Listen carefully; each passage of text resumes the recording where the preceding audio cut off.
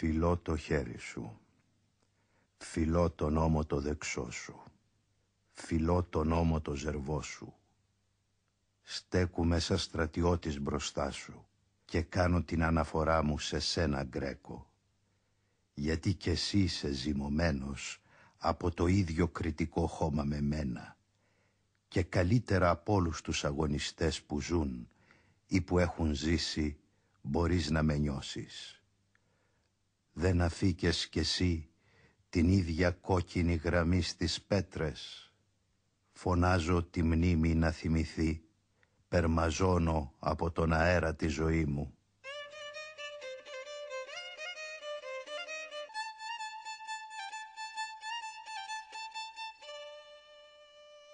Άκουσε λοιπόν, στρατηγέ, την αναφορά μου και κάμε κρίση. Άκουσε, παππού, τη ζωή μου, κι αν πολέμησα κι εγώ μαζί σου, αν λαβώθηκα χωρίς κανένας να μάθει πως πόνεσα, αν δεν γύρισα ποτέ την πλάτη μου στον οχτρό, δώσε μου την ευχή σου.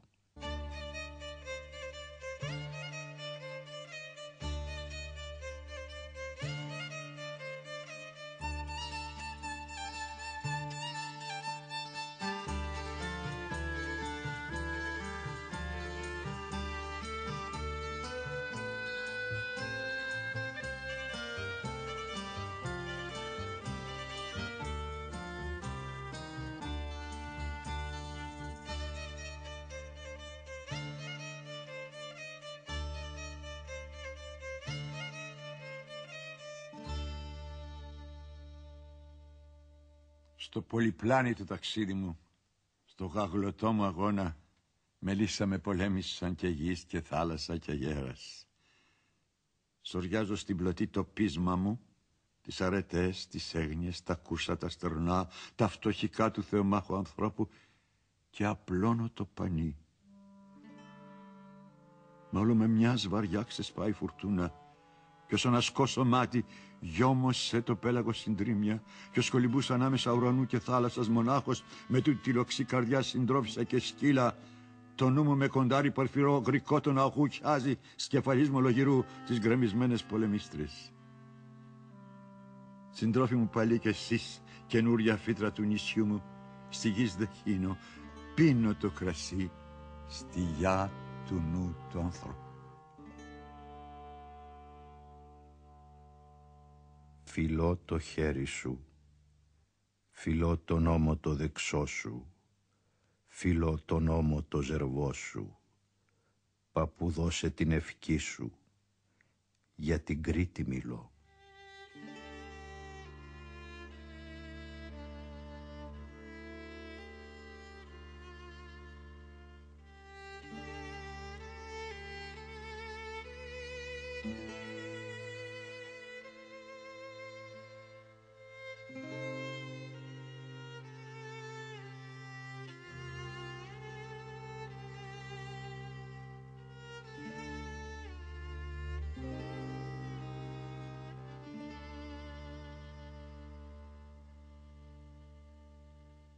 Ανέβηκα σε ένα ψήλωμα. Κοίταξα.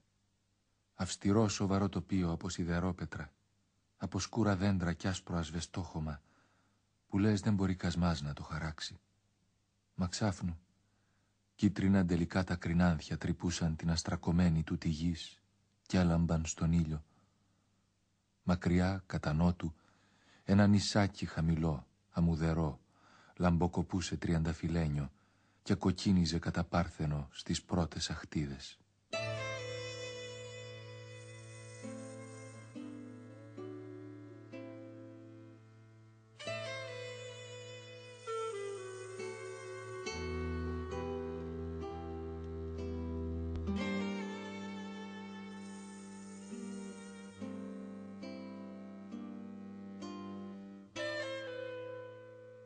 Κατέβηκα από το βουναλάκι. Πήρα γυαλό-γυαλό. Ο ήλιος είχε ψηλώσει. Ο ουρανός ήταν κατακάθαρος. Και πέρα, κατά νότου, στραφτάλιζε η θυμωμένη ακόμα θάλασσα. Απέραντη, έρημη.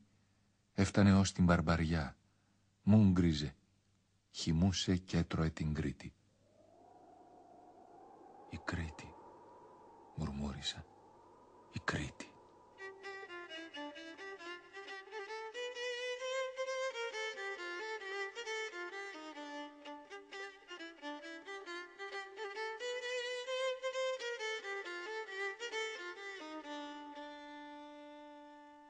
Στην Γνωσό.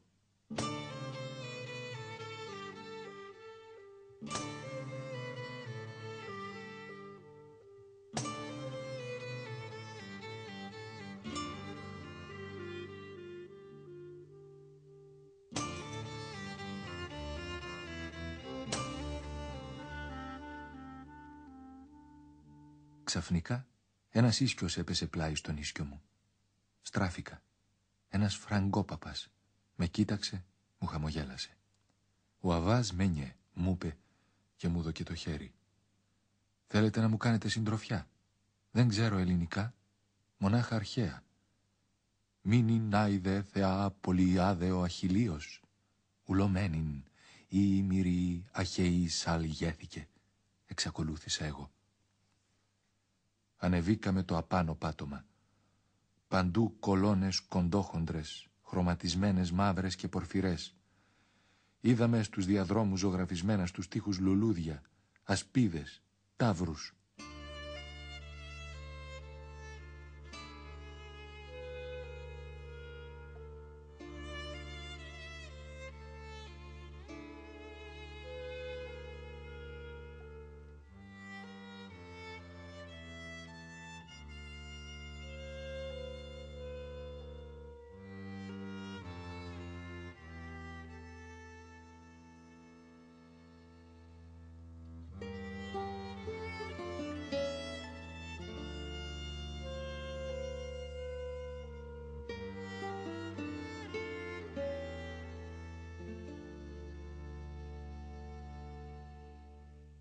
Φτάσαμε στις αψηλές ταράτσες.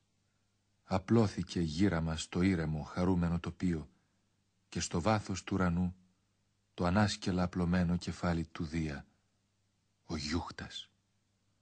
Το παλάτι μισογκρεμισμένο, μισοαναστημένο, γυάλιζε ύστερα από χιλιάδες χρόνια και χαίρουνταν πάλι τον αρσενικό ήλιο της Κρήτης.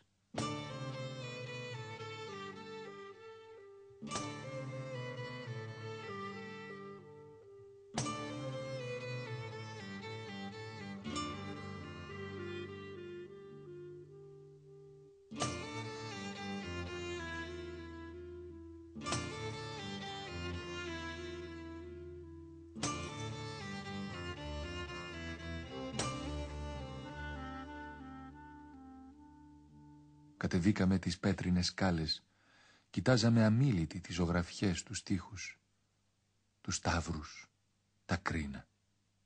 Προχωρήσαμε.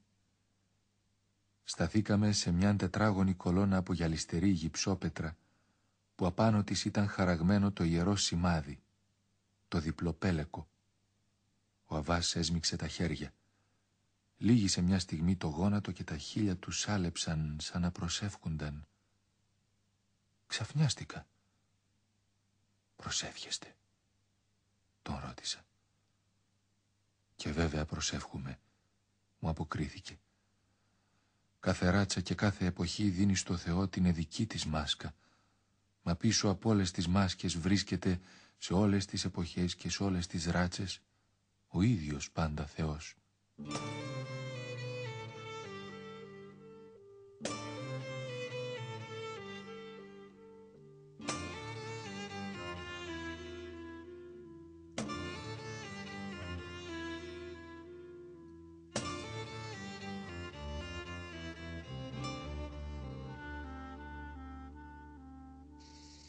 Καθίσαμε ανάμεσα σε δυο κολόνες. Ο ουρανός ήταν πύρινος και έλαμπε σαν ατσάλι. Γύρα από το παλάτι, μέσα από τον ελαιώνα, Τα τζιτζίκια ξεκούφαιναν τον αέρα. Κανένας δεν μιλούσε. Νιώθαμε πως η στιγμή ετούτη είναι άγια. Ο τόπος ετούτος είναι άγιος και μονάχα η σιωπή τέριαζε.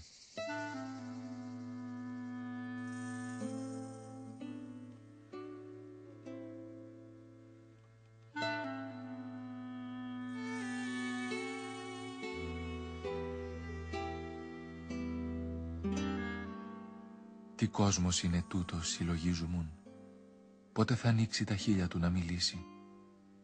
Τι άθλους να κάμαν και τούτοι οι πρόγονοι απάνω στο χώμα εδώ που πατούμε. Τι συλλογέσαι, με ρώτησε ο Αβάς. Την Κρήτη, αποκρίθηκα.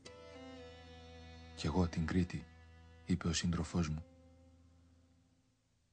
Αν ήταν να ξαναγεννηθώ, θα ήθελα να ξαναδώ το φως εδώ, στα χώματα ετούτα. Εδώ υπάρχει κάποια μαγεία ακαταμάχητη. Πάμε να φύγουμε. Ρίξαμε στερνή αργοσάλευτη ματιά στο εξαίσιο όραμα. Εγώ θα το ξανάβλεπα. Μα ο Αβάς αναστέναξε. Κούνησε το χέρι του στις κολόνες, στις αυλές, στις στιχογραφίες. «Έχετε γεια», είπε. «Ένας φραγκόπαπας ήρθε από την άκρα του κόσμου να σας προσκυνήσει. Σας προσκύνησε. Έχετε γεια».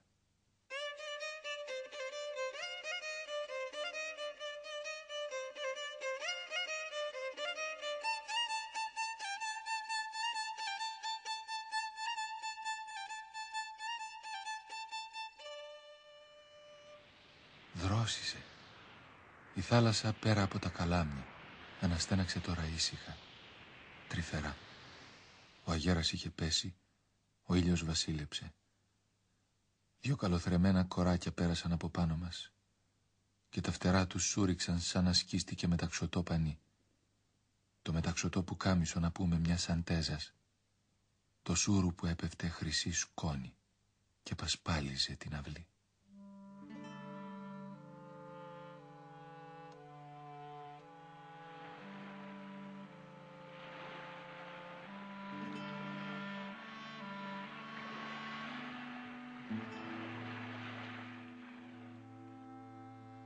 Περνούσαμε τώρα ένα γυρογιάλι αμμουδερό, ήσυχο. Τα κύματα έμπαιναν και απλώνονταν στον κόρφο του χωρίς να σπάζουν και απίθωναν μονάχα λίγους αφρούς ολόγυρα στον άμμο. Τα σύννεφα είχαν σκορπίσει, έλαμπε ο ήλιος και η άγρια Κρήτη χαμογελούσε ειρηνεμένη. Στάθηκα μια στιγμή στην άμμο, κοίταξα. Η άγια μοναξιά απλώθηκε μπροστά μου φαρμακερή, μαυλιστική, σαν την έρημο.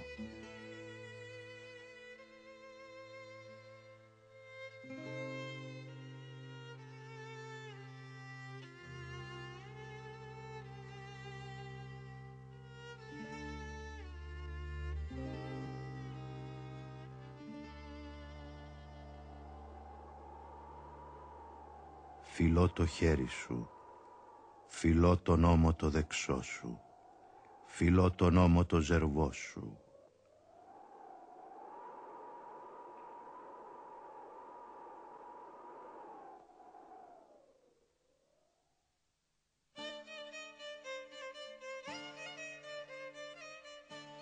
Στα παλιά εκείνα ηρωικά χρόνια, παππού, το μεγάλο κάστρο δεν ήταν ένα μπουλούκι σπίτια, μαγαζιά και στενοσόκακα στριμωγμένα σε ένα ακρογιάλι της Κρήτης μπροστά από ένα ακατάπαυτα αγριεμένο πέλαγο. Αλάκερη η πολιτεία ήταν ένα φρούριο. Η κάθε ψυχή ήταν κι αυτή ένα φρούριο αιώνια πολιορκούμενο κι είχε καπετάνιο έναν Άγιο. Τον Άγιο Μινά, τον προστάτη του μεγάλου κάστρου. Κάθε Κυριακή που πήγαινε στην εκκλησιά έβλεπα τον Χριστό να ανεβαίνει από το μνήμα. Και σιγά σιγά, όσο κοίταζα, βεβαιώνομουν πως αυτός ήταν ο παππούς μου. Μάζευα λοιπόν τους φίλους μου ομπρός από το κόνισμα. «Να ο παππούς μου», τους έλεγα, «κρατάει τη σημαία, πάει στον πόλεμο και να κάτω πεσμένοι ανάσκελα οι Τούρκοι». Έφτανα στα Μπεντένια και ανάσαινα. Ώρες στέκουμουν απάνω από τη θάλασσα. Ένιωθα ετούτη είναι και όχι η γης η μάνα μου. Ετούτη μονάχα μπορεί να καταλάβει την αγωνία μου, γιατί έχει κι αυτή την ίδια με μένα αγωνία και δεν μπορεί να κοιμηθεί. Χτυπάει, χτυπιέται, στιθοδέρνεται, ζητάει ελευθερία, μοχτάει να γκρεμίζει τα μουράγια που υψώνονται μπροστά της και να περάσει.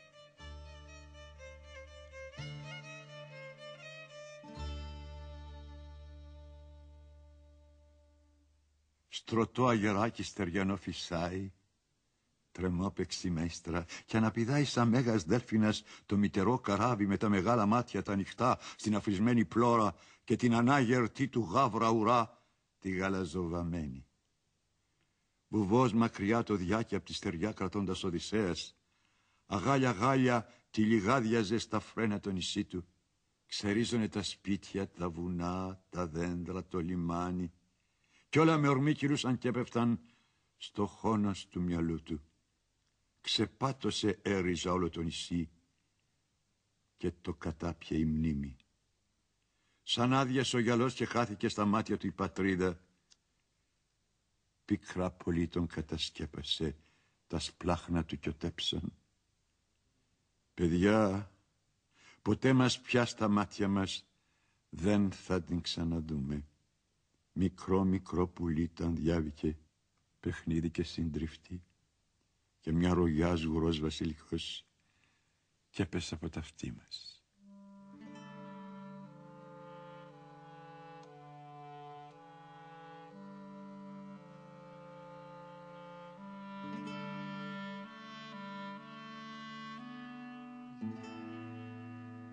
Θάλασσα, χινοποριάτικη γλύκα, φωτολουσμένα νησιά, διάφανο πέπλο από ψηλή βροχούλα που έντυνε την αθάνατη γύμνια της Ελλάδας. Χαρά στον άνθρωπο συλλογίζουμε που αξιώθηκε προτού πεθάνει να αρμενήσει το Αιγαίο.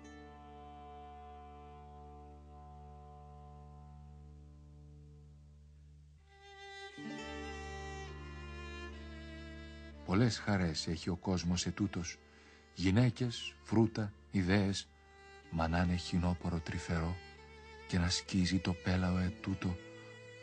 Θαρώ, δεν υπάρχει χαρά που να βυθίζει περισσότερο την καρδιά του ανθρώπου στην παράδεισο. Αλήθεια, εδώ στην Ελλάδα το θάμα είναι ο σίγουρος ανθός της ανάγκης.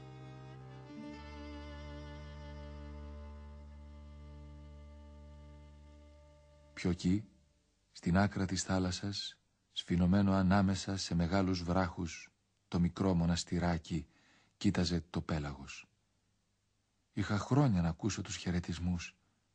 Στάθηκα σε μια γωνιά κι άκουγα από τα βάθη του καιρού να έρχονται οι βυζαντινές μελωδίες. Χαίρε ύψος δυσανάβατον ανθρωπίνης λογισμής. Χαίρε βάθος δυσθεώρητον και αγγέλων οφθαλμής. Χαίρε νύμφη ανύμφευτε. Κι έπεφταν κάτω πίστομα οι καλόγριες και φρουφούριζαν πάλι τα ράσα τους σαν φτερούγες.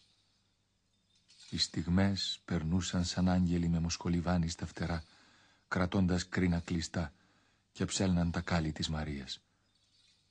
Ο ήλιος βασίλεψε. Έπεφταν τα μουχρώματα χνουδωτά και γαλάζια. Φιλώ το χέρι σου, φιλώ τον ώμο το δεξό σου, φιλώ τον ώμο το ζερβό σου, παππού. Στέκουμε πάλι σαν στρατιώτης μπροστά σου και κάνω την αναφορά μου σε σένα, Γκρέκο.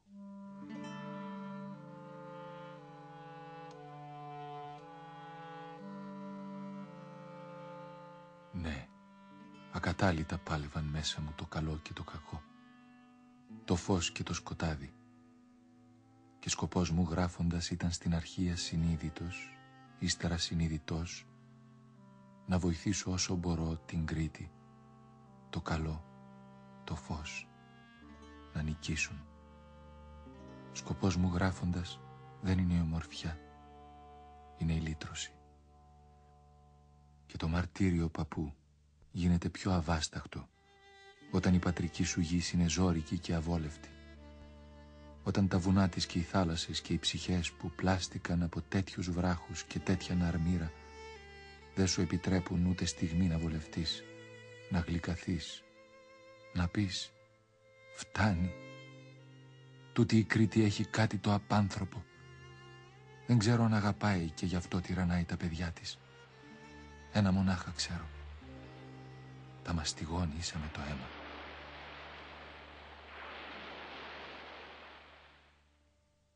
Μα κάποτε παρατούσα τα χαρτιά και τα μελάνια και έπαιρνα το δρόμο ανάμεσα στις ελιές και στα μπέλια που πάει κατά την Κνωσό. Κοίταζα τις ζωγραφισμένες σταυρομαχίες τους τοίχους, τη λιγεράδα και τη χάρη της γυναίκας, την άσφαλτη δύναμη του ανδρός, πως αντικρίζουν με ατρόμητη ματιά το φρενιασμένο ταύρο και παίζουν μαζί του. Κι άξαφνα γέμισε ο νους μου, κι όχι μονάχα ο νους παρά και η καρδιά και τα νεφρά μου, απόκριση. Αυτό ζητούσα, αυτό ήθελα. Με την κριτική τούτη ματιά πρέπει να γεμίσω τα μάτια του δικού μου του Οδυσσέα.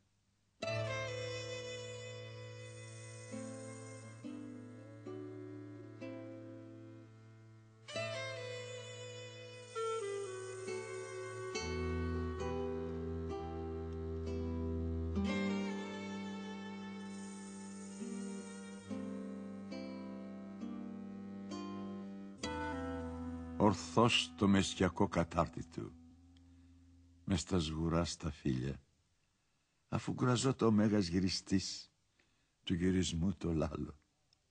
Καθάριζε, άδειαζε η λαμπύθρα του, ξαλάφρον η καρδιά του, και λάιδημα η ζωή και ο θάνατος, και το πουλί είναι ο νους μας. Τα πάντα πια σαν μπάχνη σκόρπισαν, και μια κραυγή μονάχα στα γαλινά απονύχτερα νερά λίγη ώρα εκράτα ακόμα. Όρτσα παιδιά και πρίμο φύσηξε του χάρου το αγεράκι. Παππού αγαπημένε, φιλώ το χέρι σου, φιλώ τον ώμο το δεξό σου, φιλώ τον ώμο το ζερβό σου, παππού. Πήρε τέλος η ξομολογησή μου και τώρα κάμε κρίση. Έρχομαι τώρα πια που τέλεψε η μάχη, να ξαπλώσω δίπλα σου, να γίνω χώμα δίπλα σου, να περιμένουμε μαζί κι οι δύο τη Δευτέρα παρουσία. Φιλώ το χέρι σου, φιλώ τον ώμο το δεξό σου, φιλώ τον ώμο το ζερβό σου. Παππού, καλώς σε βρήκα.